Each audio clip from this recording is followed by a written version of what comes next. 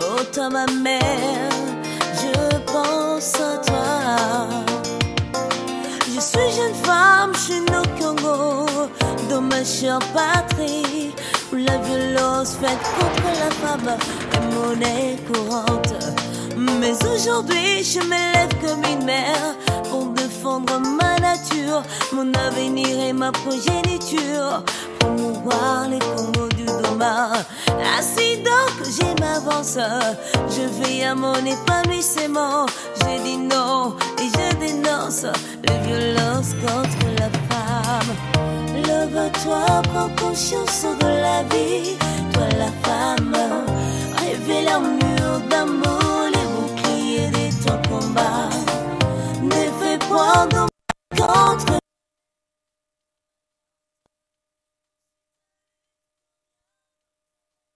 Tu vaincras et prends bon courage, tu y arriveras.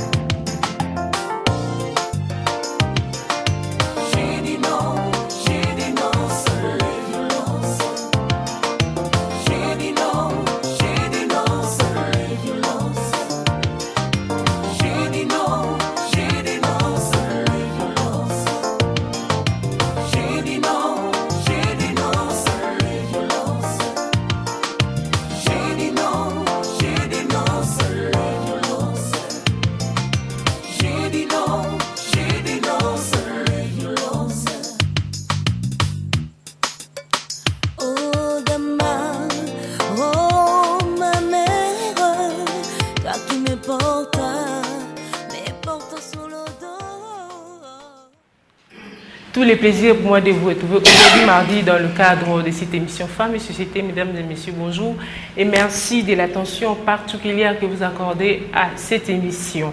Problématique de la participation de la femme dans les instances de prise de décision, cas de concertation nationale, tel est le sujet que nous allons aborder avec les invités qui sont avec moi sur ce plateau. Je suis avec Maman Colette Kilima qui est consultante thématique de cette émission. Je suis aussi avec Princesse Foufou Tonsimiaka Antoinette. Je suis aussi avec Maman Nadine Manyonga. J'ai dit bonjour. Maman Colette, ça fait longtemps, au moins 2 mois et demi, mais Dieu a permis qu'on puisse se voir aujourd'hui et parler de ces sujets très importants qui est aussi d'actualité. Je ne sais pas, pour la première question, que pensez-vous de la participation de la femme dans les instances de prise de décision d'une manière générale? Je ne sais pas, au Kolobani. En tout cas, pour l'angana Kolobani, Mikambwango, tozo signé kaka ba papier, ceux qui va bien à Kango, ordonnance, des lois, de ceci, de cela, ou vraiment Toyoka qui participation à moi, si il faut maintenant 30%. Mais ceux qui au monde na makambo nyoso pour la cause de décision pour la makambo ya mboka, au comme on a basité. Tout le monde qui déjà na problème à dialogue au bakindeki na ba M23 kuna na Uganda. Moi si mais Boloba quitté, comment est-ce possible vous voulez que Bayo Kabino, peut-être ils se disent que que les hommes les hommes sont ceci, sont cela, mais vous-même vous ne montrez pas ces désirs-là apparemment. Bon, nous contentons de ce que nous vivons. Bon, moi j'ai toujours dit, en tout cas moi si congolaise, Aza vraiment premier ennemi naïe, et ça quand mon moi si. Parce que ce n'est pas possible. Le pays est lobby que 30% partout. Il faut baser la décision pour la Mboka, il faut 30% de femmes. Donc s'il y a 100 personnes qui doivent être là, 30, il faut à la base. Mais au moment de la base, il y a 15. Le fait que Ngaï, ceux qui ont maman Colette, quand il y a des gens qui ont vendu les kits. Il faut tous à la 30, mais tous à la 15. Maman Nadine Maman Nadine peut avoir quoi ça maman Nadine. Tellement, il faut tous à la 30. Le grand maman Colette n'a pas vendu et tant li bango problème na bango ça bango. C'est ça le problème de la femme congolaise. Tant que il faut que la femme congolaise se prenne en charge pour que l'homme le respecte, pour que l'homme sache que nous avons droit à participer à tout ce qui se passe dans le Mboka. Surtout dans la décision Makasi, pour Mboka, parti moko ya mboka eza kokende. En tout cas, il faut moi si à la présent. Mais on a parlé des peuples, comment? En tout cas, basi bakoki 30%. Ok, merci beaucoup, princesse. Je ne sais pas, Yoko Kolobanini, par rapport à ça, parce qu'on a toujours dit, les femmes ne se plaignent pas. Si elles se plaignent, elles ont toujours un groupe dans des ONG, elles communiquer. Mais quand on appelle ces femmes-là de venir nous expliquer, moi, mes contentements, tu verras que c'est difficile.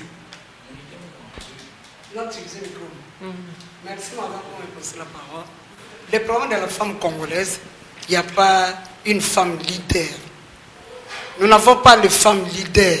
Ça veut dire quoi, des femmes leaders? Les femmes leaders qui rassemblent les autres, qui donnent la formation aux autres, comme Maman Colette vient de le dire, qui encouragent d'autres femmes. Venez, allons-y. Et la femme congolaise a peur. Le président de la République a signé la charte pour la parité. Maintenant, cette femme-là est encore derrière les hommes. Hein? Même dans le cas des partis. Mais on peut se réunir, toute tendance continue, pour défendre la cause de la femme. Nous ne pouvons pas encore être derrière les hommes. Nous sommes 52% de femmes congolaises. Nous pouvons même être du président de la République jusqu'à la dernière personne, les femmes, si nous étions solidaires. Dans la prise des solutions. Moi, qui étais là, j'étais candidat Premier ministre à la conférence nationale souveraine. À l'ascenseur, là, j'ai dit, il faut passer par la femme. Madame, il faut se battre. Mais nous devons nous battre. Les hommes ne doivent pas toujours nous tirer en longueur. Mais nous préférons que les hommes nous tirent en longueur. Et quand vous tirez quelqu'un en longueur, il arrive un moment où tu es fatigué, à comme moi, je te dis, moi, je ne peux pas avoir un ami ou une amie qui est bête. Je dois avoir une amie ou un ami qui est intelligent parce que je dois suivre son intelligence. Je dois suivre le modèle. Donc, il n'y a pas de ce mouvement-là, vous n'arrivez pas à suivre les hommes si on disait que les hommes étaient vraiment intelligents. Comment? On n'arrive pas à suivre ces hommes-là. Comme vous avez, par rapport à votre exemple, il faut que l'inga parce que les femmes sous-estiment quelque part. Non, non. Nous sommes même avec, on était à l'Afrique du Sud, par l'invitation de Mme Thabo Mbeki, on a invité 100 femmes congolaises.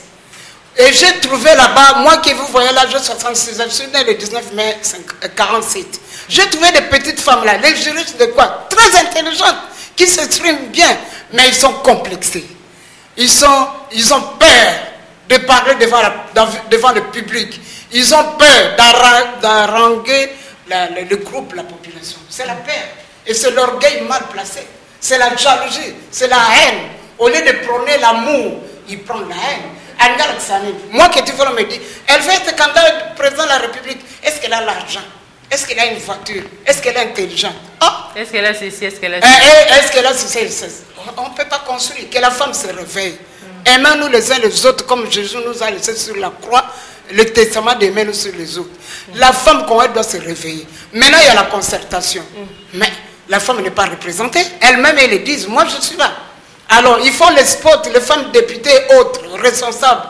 Les mamans, venez, ceux qui emboîtent le pas. Même moi que vous voyez, là, nous sommes là depuis. Moi, Foufou, Princesse, je dois être dehors. Moi qui connais l'histoire de ce pays, un peu. Moi qui ai hésité à revendre, je suis dehors. Là, on met n'importe qui, les Nzango, les ceci, les cela, de petites filles. Non.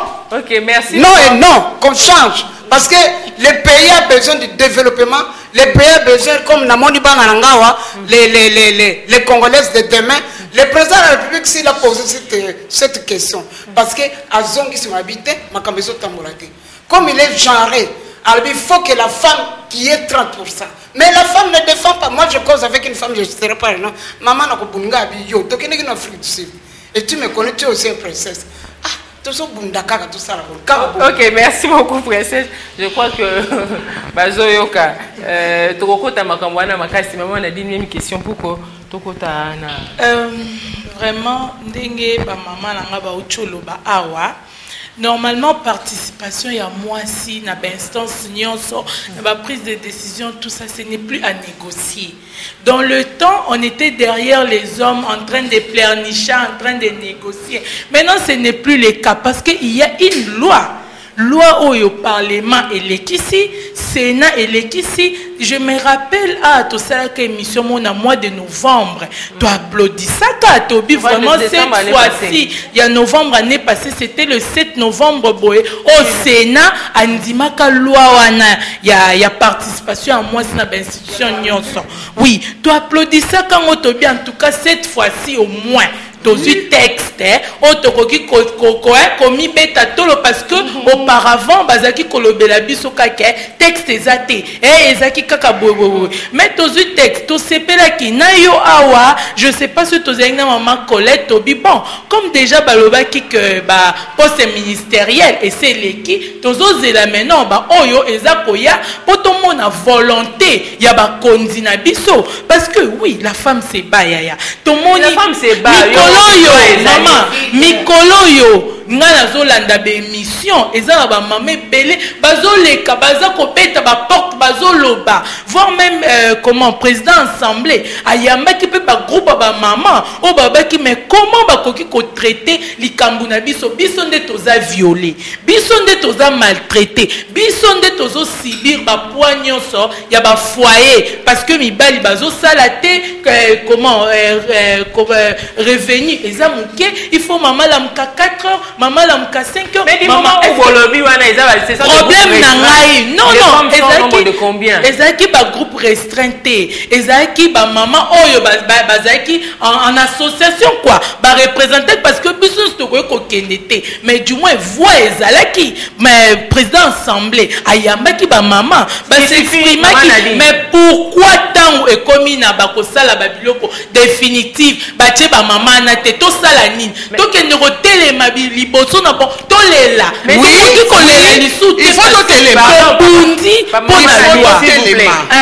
bien bon de parler et le rognon sauf facilité zaraté oui théorie attends autre temps en classe quand nous étudions et ce que nous voyons sur le terrain ils ont des choses différentes oui wana loi ezali c'est à nous maintenant de défendre yango maman à du fait que s'il faut côté les mamans côté les mamans to telemaki ba maman ba telemaki pour la concertation oyo lolenge ba papa pe ba telemaki mais tozo constater kaka que bazaka neti on dirait ko utiliser kaka ba maman malgré ba maman bazo telema pour ba papa ba tie bango liste bitumba ninyo bango même quand même koyamba oyo président assemblée yambaki ba parti politique même koyamba pe oyo ya yambaki ba maman mais sikoyo ezanini to comme on komi ba intérêt na bango égoïste muto bozo ke kolobelela muto ana za représenter te yo za na pasi kolekanga muto nazo nyokwa mais non yo ko défendre nga komi leka nga moko te comment on azala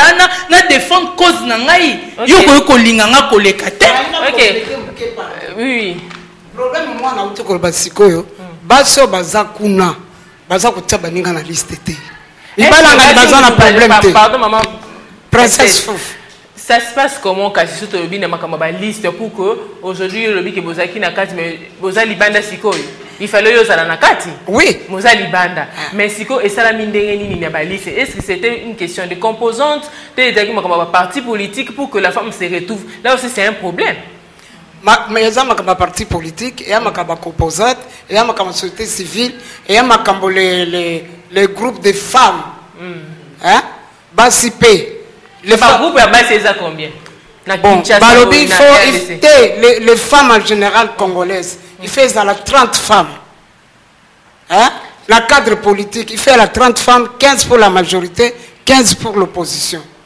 hein ils ont fait une plateforme voilà le mot une plateforme de femmes problème est ali kaka maman to ko beta sete biso ba maman toza ba égocentrique tozo lingana te tozo défendre cause na sauter dans les listes tozo défendre ba cause na sauter na ba liste wana oto ko laksa bangwana bazana commission ya contact basi bazako na utanga kombote moko ibalikaka est-ce que bazo défendre cause à base non pour ceux qui va mais to balika ne bandeli to ko ebandeli ceux qui va défendre to non kasi na ebiso mona zo ke na parler du peuple ceux qui lelo na kozala grâce à présidium grâce à président Sénat à moninga na ganga be président na sa dehors abi mama ko sa dehors te ngabi na pesa comme na pesa comme soko o mona na kati na lo nzamba tine na kenenge lo sambo na tongo na Saint Gabriel pour na sa maladie na bimai na mama na zepa nièce na bilambo na leti bilongo yo sur nièce na ngai ozoyo na moni président ko leka ya Sénat ngai bina libanda habité mama ko za libanda OK. Bon il faut ba prébato likolo ba kita ba loba bon bato batina misala na musala bango nini ba so baza kuna na 4 musala bango nini ba ko défendre cause baninga na bango ba c'était. OK, merci beaucoup maman Colette. Ce que wana tolobite zamba pambola e président Sénat kende be bossa simba ntete na pesi santé ya bomoy. OK, merci beaucoup mais problème est ça une question. Quand on dit toujours que maman zo soulever mais option là n'a vraiment pas trop le belango l'ennemi de la femme c'est la femme elle-même. Est-ce que il faut que tiens vraiment en considération par rapport à ce qui se passe aujourd'hui réellement d'une manière générale? Nathalie, nakanisi po nangai hein. Biko biloko mosu elekela kangai na comprendre kangoti. Parce que na lobby tala nano makambo e baké concertation kuna.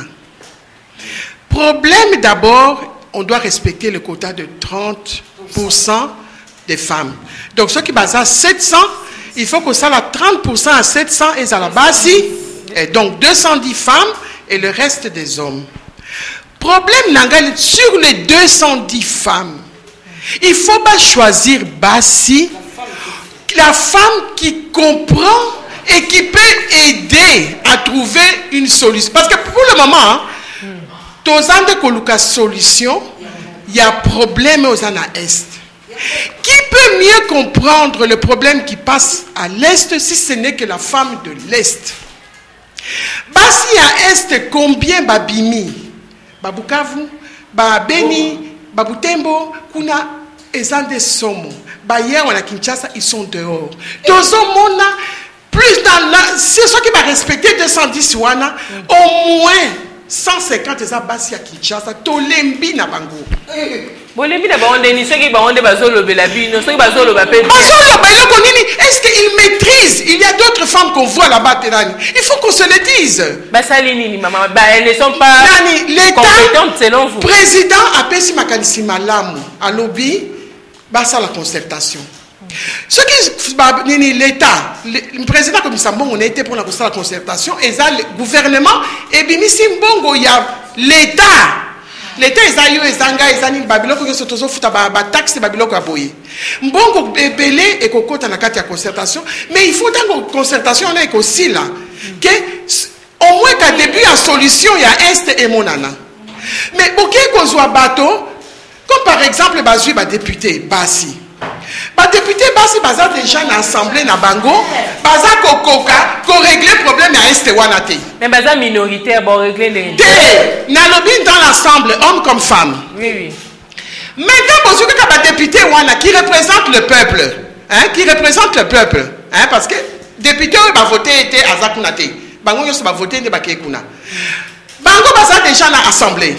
Balinga ki ko zwana ndambo ya peuple wana o bango baza ko représenter. Baya nano oyo soki village moko ya Est kuna baya baloba makambo ndenge tozoko mona po président lobi fo boloba makambo polele boloba vérité boya ko sa ba aventure te koya koloba loba be ko l'extango pamba donc bato wana baninga koya koloba problème ya ba le loba zo loba ka M23 mais ba groupe armé ça combien que n'en est pas na biso. Les gens ils ont bimaka M23 mais on baza ko sala kuna na côté ya nini ya babeni Butembo et tout ça bato baza ko nyokwama Nathalie et tout ça okomona ata na papa souele okomona kaka tout un coup problème moko groupe armé donc balinga ko zwa bato wana baya selon vous bolinga ki kinoba o baza ki déjà ba député baza non moi alika ba député baza qui sont assemblée baza ko kokangote si ko ba na concertation ba ko kokailo nini. Les problèmes, attention qui bâtit mais consultation à Koloba, il faut qu'on ait vers la personne. Là où il y a le problème, pourquoi les lois qui ont moni, n'a qu'à profiter d'un peu pour lancer un message à Koloba et ça m'a qualifié mon kitoko dialogue batonio sobaya mais tout le monde qui est parti moko il y a opposition, surtout l'opposition la plus importante qu'on se le cache pas. L'UDPS n'est pas là. Alors, vous avez nani. Et puis, au comment on a pas une bayete, ote, bazo kozongela makambo ya légitimité mais awa na concertation soki to comprendre bien eza makambo ya légitimité ya président te problème ezali problème mboka eza kokata bazokata mboka boya totia makanisi moko moko ekende te ndenge toza kokende bo soki totrouve solution te bokoyoka kaka bamindele kaka nde badirige mboka oyo te bakokata lokola bakati Soudan. Une fois que c'est coupé on n'a plus de recours, le Congo est coupé parti. Okay. Alors on doit se mettre ensemble totikana no makambo ba légitimité botikana no makambo totala o makambo tokosuka nango ndenge nini tosala ndenge nini po bato wana ba groupe armé nano ko neutraliser bango ba M23 bango nde ba vedette soki bakosuka ndenge o ba congolais batikalo ba rwandais bazoni pena bango. OK, merci beaucoup. Je crois maman que c'est ça qui est émission moko awa. Nabine, je crois que c'était l'année passée. Non, cette année, les accords vers le mois de février. Nayambaka yo, maman Colette, Nayambaka maman Agathe Moulimbi, Nayambaka pe maman Denise Villa. C'était, dans toute la cabine, question, faut-il ou pas négocier? Maman Denise Villa, yazaki à MLC à Lobaki, pour Nangaï, il faut te négocier. Je retiens cette parole parce que le dialogue il faut entre Congolais sans intermédiaire ou Mutumokoya. Maman Colette na maman Agathe Baboya qui likambouana. Donc ezalaki maman Agathe Kouta lobaki wana ezala quoi ko kitisa biso donc on ne doit pas négocier donc il faut to kene na ngotina suka. Mais aujourd'hui maman Colette na mukuse pardon on appelle sa maman maman Nadine Liloba. Au Monique quelque part sa maman Denise Ville a raison. Et c'est qu'elle a le quoi prophétesse. En dehors du commun en musique, malgré que beaucoup de personnes, même les téléspectateurs, certaines personnes vont condamner qui est. On peut avoir raison à Tilani. Baké na Uganda. Baké kuna bavandi tilelo bazaka kuna. Mbongo boni, qu'on se le cache pas. Pour le gouvernement, ça koyebi sabisote. Mbongo boni, parce que le gouvernement il paraît azako supporter makambo wana ya nini ba makambo za koleka kuna po eza problème congolais et tout ça mbongo boti lelo c'est pas ça kuna et kangami et comme siko dialogue entre nous non, le problème c'est comme le président a dit c'est un problème congolais congolo ce qui balobaka ba terme ezo bima modèle na période oya donc eza problème biso ba congolais toyokana toyebaka tango moko quand c'est le problème de la souveraineté d'un pays. Et ça la France, et ça les États-Unis. Il faut qu'on fasse comme France. Il faut qu'on fasse comme l'Amérique. Il y a encore qu'on fasse maintenant comme la France, comme l'Amérique. Quand c'est un problème de souveraineté, de Bakekuna. Bakekuna m'a cambié la légitimité. Bakekuna yaza président, yaza des présidents.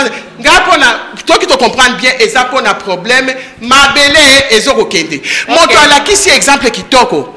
Motoala qui c'est exemple. Na prison na ekuna azali. Alobi MLC Kende.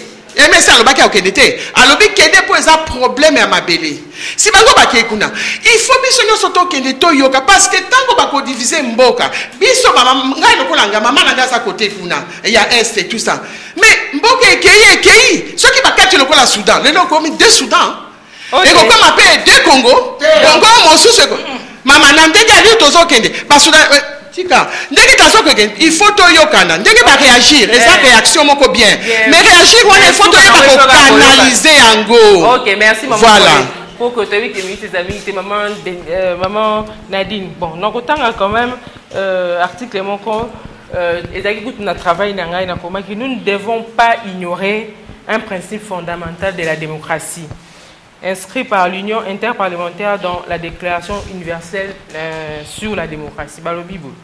Il ne saurait y avoir de démocratie sans un véritable partenariat entre hommes et femmes dans la conduite des affaires publiques où hommes et femmes agissent dans l'égalité et la complémentarité, s'enrichissant mutuellement de leurs différences.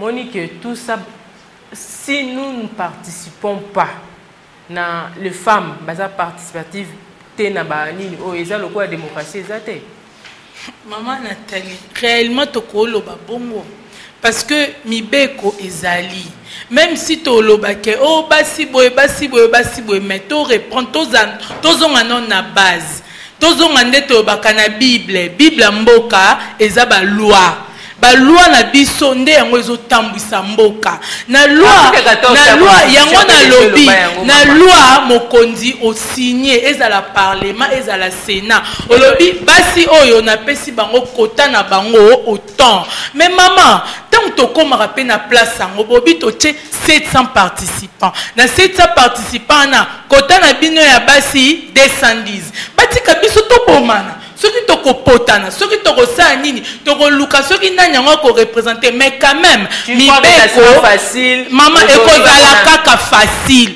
ekozala bongo na bapoliticien c'est bon de parler mais il faut qu'on soit réaliste sur certains points. Tu penses qu'aujourd'hui sur la vie 210 femmes au bout d'un exalté maman quand tu as donné un exemple ceux qui lobby par exemple 30 femmes. Oh, et puis que déjà, na 30 femmes, moi déjà, mon nom figure dans la liste. Tu crois que cette femme-là a kolinga pe abunde. Maman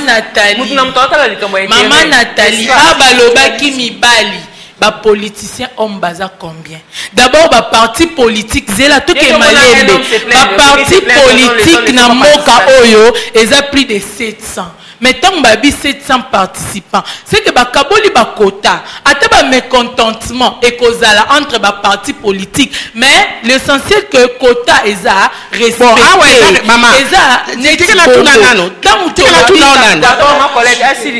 D'abord respect à loi. Tout le monde respect à loi na ezaki na respecté.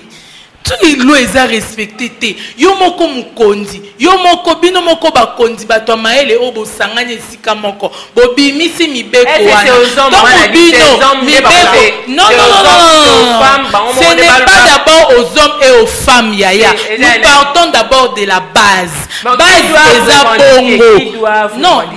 Et quand on ne respecte pas, qu'est-ce que les femmes doivent faire? Oui. D'abord tant et banda ki bongo et mon ani bongo ke eza respecté. Alors ba maman ba telemi maman collecte ba telemaki na ko semaka na ko lukaka ko frapper na ba porte ba kendaki ba msu ba monaki ba boye ba monaki ba o bazalaki na comment na ba commission ana o ba monaki photo participer. Tu penses que maman a dit pardon et aboutir wana faire ça et aboutir toujours la fin d'une chose que son commencement. Mais quand vous faites vous suivre une ligne au bon monique et je crois aboutir ne comme malonga il faut changer de stratégie. Il y a l'habitude maintenant écoutez ce qu'on dit que nanda kunangai mui bezaka na habitude au côté lanzela bo yoko lukati o tiemondo bo tiemoni po kangai qu'est-ce que vous les faites t'es pas dans moni kotane za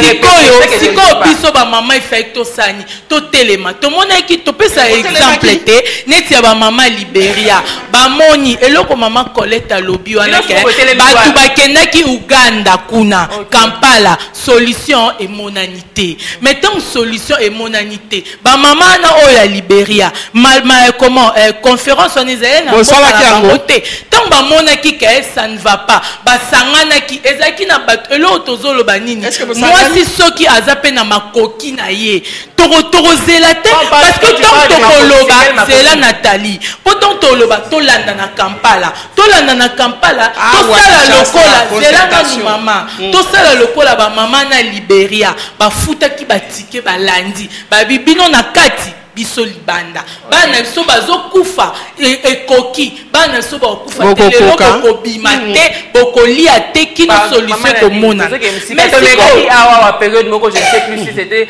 ba maman bazaki na balalaki na ba boulevard et tout ça combien de temps bokondaki wana yango tozoloba eloko mususu pe étant police a commis à qui eza kosala ke ba maman bazala ya kosangana te eza ba biloko wana tant ba maman ba se mobiliser babi biso po maman oza dirigeant oza leader okozwa kaka bato ba ko accompagner yo mais tant bato ba accompagner ba mi pesi babi biso tokolala wana mais tant yo leader déjà ba bengi yo mwa mupanzi parce que tozo e baté mboka eta maman déjà leader donc ba bengi mupanzi balobi mama awa tolala isute to panzana siko mama oyo aza na ye na makoki wana te maza na volonté ya kosala aosala ni Aotika. Ok. Princesse, na évité. Yango nde ekomi habitude ana mboka. Tant ba maman ba se liguer, ba bito okende, bokende. Mais oyo azokamba bino, tant ba kobenda e mupanzi, ba sololi na ye. Ayeka ba maman ba faible. Totika. Vous dites que ba maman ba faible. Maman ni yango na Congo oyo olinga 2 jours, 3 jours, 4 jours poto vivra du jour au jour. Abimi allié. Lelo a tekité. Lobi a tekité. Oui, le combat n'est pas facile, mais tant ami sacrifié, abi lelo na otekate 2 jours 3 jours pour na bana na ngai et pour na mboka na ngai, mais tant akebongo o azokambae si botier pembeni mokambi wana botier pembeni incapable de le faire. On a un cas bamisusu kuna ba parti na bango ezate na concertation, mais il y a des femmes à lobby que pour la cause ya basi atali makama parti politique na pembeni ake à côté concertation. Omoni mutu oui pas ayebi ke ngai yake na cadre wana tokotanga no kombo était prochainement yemo kwa koya ya bina ke na cadre parti politique te na ke na cadre ya makambu ya basi parce que on est basé la première victime. Question que nous posée maman, pourquoi yo moko leli wana o te maman nga na za libanda, pourquoi tous on a 7 ans participants pour la concertation nationale, mais pourquoi les femmes bomoni que non bino bachaka bino libanda bino ba utiliser bino kaka pona kotana maputa ceux qui boza ba parti politique ko yembe la mikonzi ba jale ceux qui ba yemba kanini, pourquoi vous n'avez pas le courage de créer un parti politique na bino wana oyebi que non nga na za mwasi automatiquement moi je vais représenter mon parti et automatiquement aussi basi ba ko za ebele na sima na ngai. Maman, je kolobano le upesinga parole leader leader des femmes congolaises. Personne me dira le contraire. Mais tout le monde a au nom de la femme. Au nom de la femme, le col a outé kolobalobi. So baké au salama sitting moko ye moko leader. So soi-disant leader abi autokin. Pour un leader azana maman. Une femme qui a des idées, une femme qui persiste. Une femme, atabakoya ko baisser mon dos, atabati ce qui bombe lacrymogène wana, akolongwa te, il sera là. Système a maizali, yamanteke ezali nga azwaki yango na makamalo sambo ya le 16 février pour la première fois. Hein? Et ça kokanga motema, comme on dit en politique, il faut avoir les reins solides. La femme congolaise dort. Nga na yebite ya zolobo, ba mama bazana mbongo te. Mais concertation ezali awo, okoke na makolo. Au refuta bisi 300 francs, 400 francs, 500 francs. Combien de femmes? Non, combien de femmes qui sont allées revendiquer que tokotite baza combien? Ngai nazala kuna na ba maman veuve militaire. To sali ba déclaration to ko ba ko journaliste ba ba. CNN ka mutayaki. To ko revendiquer ba maman na babi. Mi ba na biso ba kufi na guerre. Ba na biso ba faire biso moto ya to za dehors. Ngape na lobi je suis une femme de l'histoire. Hein? Comment to ko za ban? Pourquoi je dis l'histoire? Là, la posé candidat à Premier ministre Binaza folle. Mais après, les femmes ont eu le courage. C'est pourquoi je dis je suis la mère de la parité. Aux hommes, ils ont comme leadership, ils ont comme bolingo, ils ont comme volonté, ils ont comme comédinga yomoko nan. Olingipe moninga na yolo. Oh, koko nanga. Olingipe koko na yolo. Olingipe mama koleto tokuta en Afrique du Sud. Olingipe mboka. Pona mboka nangai na kokufa. Et quand elle dit qu'il n'y a pas de femmes qui ont l'argent, non, il y a les femmes qui ont l'argent dans ces pays. Baso bazana mbongo bako ke na Kampala. Bako peut foutre la table biso 5 basi to ya dia ticket bazali. Mais volonté à c'est pourquoi je te dis qu'il n'y a pas de femmes leader. Biso ne to en Afrique du Sud. Ba penser sur ma conférence. Madame Taoumbe écoute nga na zo bukala bi wapi. Babi me yo tozo ko s'affronter ne ko bina na ko lia na. Ayeb so sabe moi si moko madame Mbot mobane kuta kufa bana 8 kaka ndenga utukola bavai na libanda balabisika apartheid de silité biso tokolongwa te baza kotinda ba mo baza pe na libanda bazo sala sitting qui est la ngala sekra ba ngala kene ba sitting te je fais ça une fois dans le ministère intérieur na kene été parce que solution ezate bino boke sitting ba ko tikela bino biloka kolia bolé yo za likambo kolia biloka olia o mera masa non son que sitting okolia te bafa le kola bakongo baloba bachala pose en cause juste. Et puis après ils appellent la communauté internationale. Communauté internationale ils chauffent le chaud et le froid. C'est pourquoi je te dis il n'y a pas de femmes leaders comme au Libéria, comme en Afrique du Sud. Ba maman Afrique du Sud baloba na biso boy. Ceux qui ont un problème bo benga biso. Na 2003 babi bo benga biso to ko aider bino. Mais la Congolaise dort. La Congolaise est égoïste, égocentrique. La Congolaise est mauvaise. Elle n'aime pas son pays. Or que il y a des femmes qui se battent. Bazali wapi. Bazali maman. C'est facile.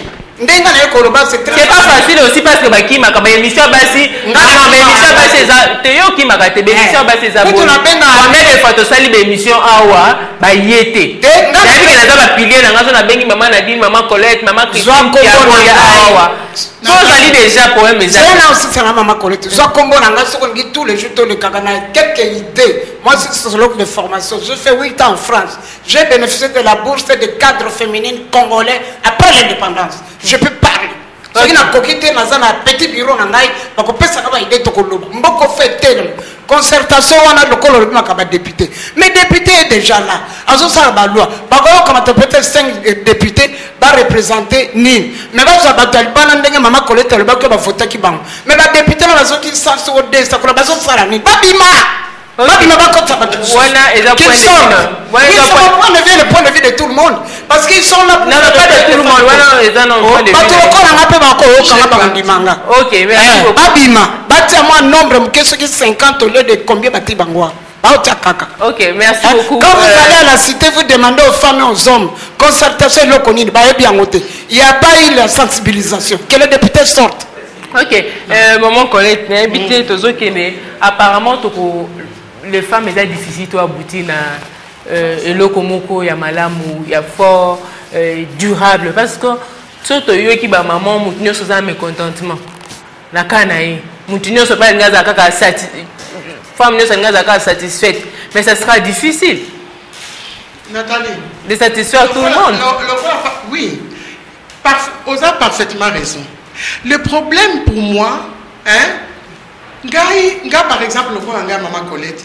Mais oui, parce que si je suis convaincu que Basio Bazaba, il y a des femmes qui le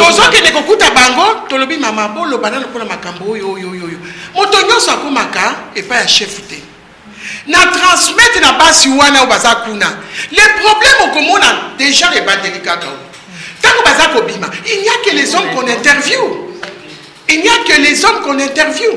Il n'y a pas d'hommes, les femmes. Parce qu'ils ont micro comme d'habitude. Alors,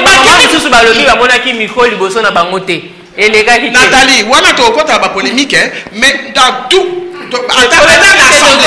Attends l'assemblée. Combien de femmes montent au podium par rapport aux hommes? Les femmes travaillent beaucoup plus dans des commissions. Il n'y a pas de règles. Il faut que Mme leader.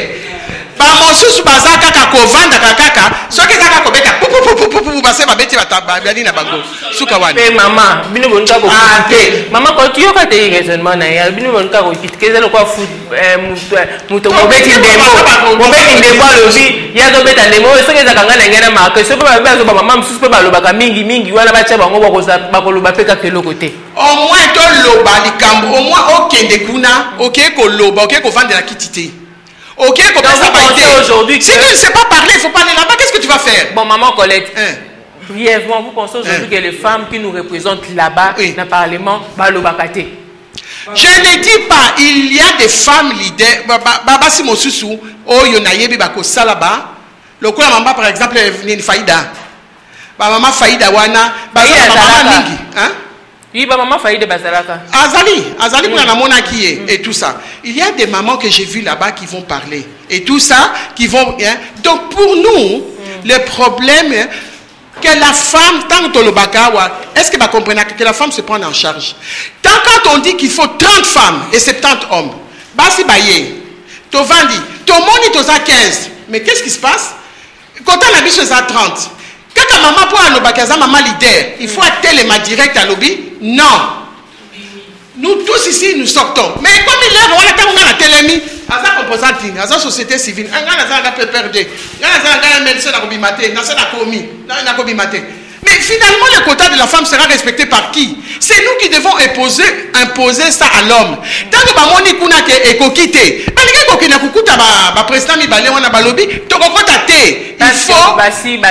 210 femmes. Mais les femmes qui sont là-bas, on les appelle, non? Tu peux qui bango balobi et ça respecté. Ma décision makuna, ma proposition makopé sakuna, tout ça et ceci et cela. C'est quoi? Du fait que vous êtes aussi minoritaire, est-ce que vous serez même si vous avez la minorité peut s'accater, mais du fait que ceux qui sont minoritaires, vous bousculer. Vous pouvez être minoritaire et mettre un géant à genoux, hein? Oui. Oh bah tout si on a besoin minorité, hein? Mais bah tu es à genoux, hein? Minoritaire, on va dans la caca. Bah tu es caca, hein? Parce que maman minoritaire. Quand une minorité est bien organisée, peut mettre un géant à genoux. À quoi ici? J'espère que ma maman va quitter kuna. En tout cas, tu as confiance dans la maman. Personnellement, on a besoin de Makuna.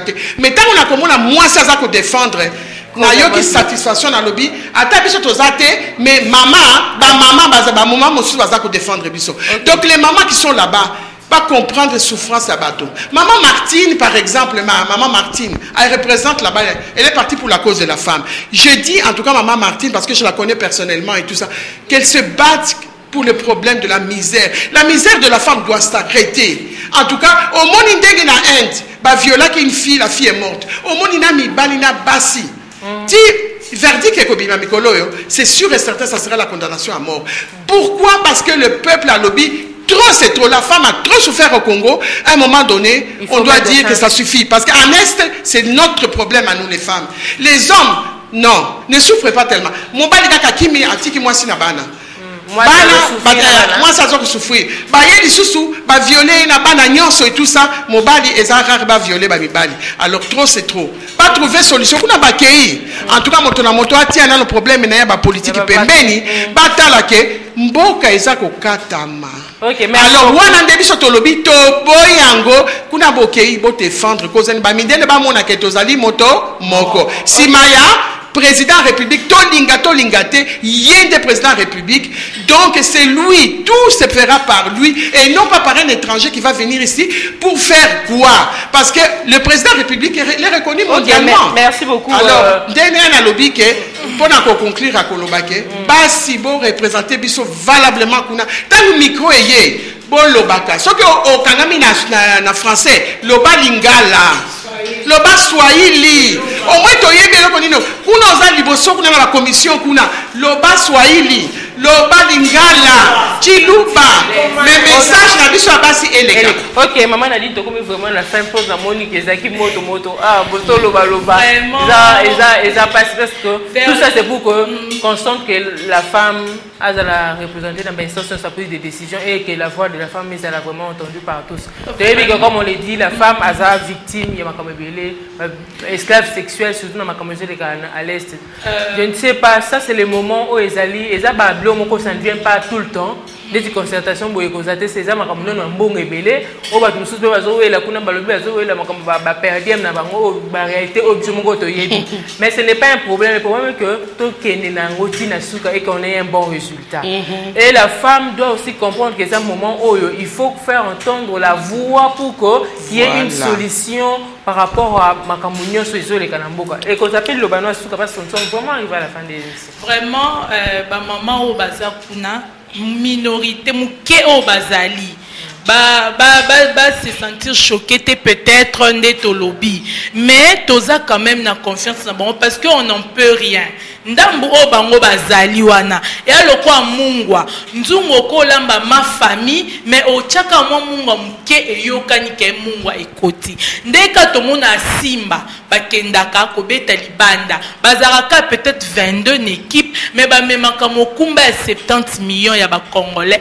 o batikali na mboka na muke o bango bazali bayeba que biso nde ba mama tozo nyokwama bazala bato o bazana misu ya kokanga te bazala bato o bazana complexe te s'il faut s'exprimer ce qui moi le poton ozo sa mobulu eza entre ba congolais toza na ekolo mususu te na kati toza biso na biso ba congolais baloba na munoko oyo eza ko semble bango facile OK bato pe ba koyoka bango parce que tout le monde en français eza na ba tournir modèle na modèle ko cha i peut-être virgule peut-être point eza na sens mon côté baloba na munoko bango ba monike o ba ko kitoko. L'essentiel que le message facile, l'essentiel message est les cas. Baza na somote, babanga eloko te po biso nyoso. Tozo tale la bango. Soki lelo kuna esimite kaka batuana ba oloba bino pe ba mama ta mukie mais bozalaki.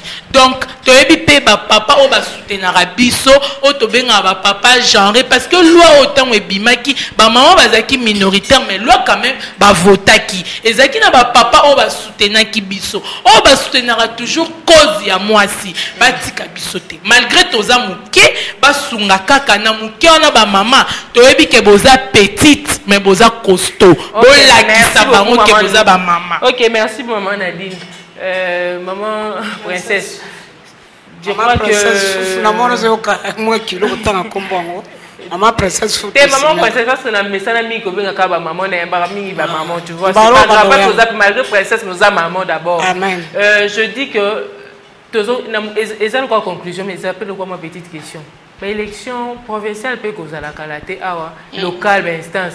Et ça peut poser que non, il ne peut pas repousser que tu es minoritaire, si tu es qui déjà majoritaire. C'est le moment aussi, mutu na mutu, et puis qu'il y a des ambitions. Ah, qu'il disait que solo là pour que tant on likamboko ya aye baneni que solo bien à base na pour que les femmes aussi basent quand même majoritaire et beaucoup banda que les que nous sommes minoritaires. Ngai déjà na émission dans un candidate comment dire na ba élection provinciale en 2014. Namboka nanga inongo na maindombe na bandundu parce que kuna toza na 5 sièges na ko sensibiliser pe ba maman mususu na lingi koloba boy pona balkanisation basi bakabo na kisengelo ba lobaka elongo bako bakekia ko mbale mo na mnoka ba sengelo na maindombe c'est-à-dire likambo motuya basala kangomba la moko basi bakabola na 1885 bamboka bakokabola lisusu te bakoko na biso moko ba mama na batata na bana na biso tokotika te tozali solidaire bakokabola mboka te na likambo ya Kampala je fais appel un cri d'alarme les femmes qui ont l'argent banquete yake na mbongo mingi ba mama baza na mbongo ebele o ba na mbongo ebele baza na kisasa opesa mbongo ngana za déjà candidate au na Kampala bope sambongo na olukela bino pe baso ba lokola ngai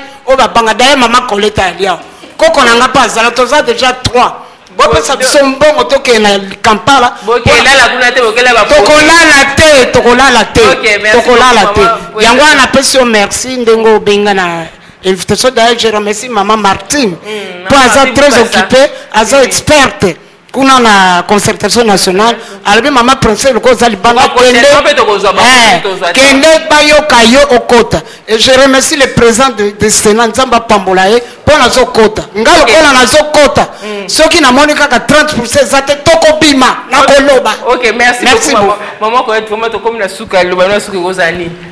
Je crois que tu as la évolution, on verra quand même dans la télévision, sur la misuka gaga. Tout le monde comment ça se passe là-bas. Lilo bananga na suka na zako loba. Ba mibali na biso. Mboka est en danger. Basi ba mama to la mukala pongi na biso. Mboka est en danger. Donc Mboka ils ont déjà tout un programme oyo bato et bazo diriger Mboka. Base basala pour na kokata le nord et le sud Kivu. Toti anano ba ambition na biso, ba problème na biso, ya ba politique, toti anano pembeni. Baya. Na kosenga ta par exemple, vraiment na kolela ndenge ba mama, UDPS aya. UNC aya. Basangana kuna na ba concertation na bango, ba mibali na basi batia mayele, batala nano Mboka ezako kende. Eteni ezako kende. Alors, je crois que le cri du cœur à ma maman. OK, merci beaucoup maman Colette, merci beaucoup Colette Antoinette, merci aussi à maman Nadine. Je crois que c'est la première fois qu'on a princesse Je crois que la dernière fois, tu as parce qu'on voit aussi l'évolution. Notre souci est dans politique, côté à gauche, droite. Mais notre souci est que moi, si Azala peut écrire à moi, si Kolela, moi, si Eo Kanapuko, quand même, tu as la solution, Malam ou Nambo Kanabiso. Ma guerre ici, la coquille, ma bambang ou ma violence, on est ici là-bas, ça nous fera vraiment plaisir. Merci beaucoup à toute l'équipe technique. Merci aussi à la réalisation. N'oubliez pas la rediffusion de cette émission, c'est pour les dimanches à 10h. Merci aussi au salon de coiffure Olby grâce à Bondaloua. On se retrouve le mardi prochain pour un nouveau numéro. Au revoir.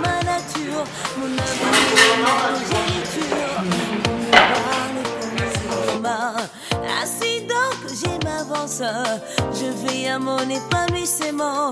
Je dis non et je dénonce les violences contre la femme. Lève-toi, prends conscience de la vie, toi la femme. Révèle un mur d'amour, les boucliers de ton combat. Ne fais point de mal contre toi-même, ô toi vaillante. Poursuis ta lutte, que rien ne t'arrête. Tu vaincras et prends bon courage, tu y arriveras.